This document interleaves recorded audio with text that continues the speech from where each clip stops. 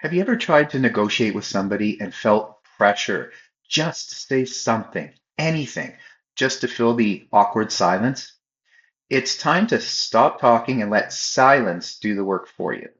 As a multi-award winning realtor and a certified negotiator myself, I often get asked by people, how do I get people to do this? Or how do I convince people to do that?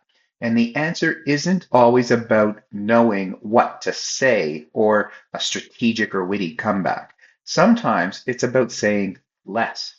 One of the most powerful strategies that I've learned in my extensive negotiation training, and one I often use in my own negotiations for my real estate clients, is the strategic use of silence.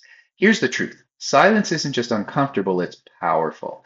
It creates pressure and makes people feel uncomfortable and often gets people to give up something when they wouldn't have otherwise caved in. When you were a child, do you remember when you tried to argue with or ignore your parents, but then they locked eyes with you and they didn't say a word? That silence built so much tension or awkwardness that you eventually caved in, right? Same thing happens in negotiations. When you stop talking and stare and let the other person feel pressure of the silence, they'll be the first person to speak next, and they might offer you a better deal than you were going to ask for. It happens to me many times, actually. And if you're thinking about buying or selling a home in the GTA and you want to learn more about strategies I use to negotiate successful real estate deals for my clients, send me an email and let's set up a time to chat.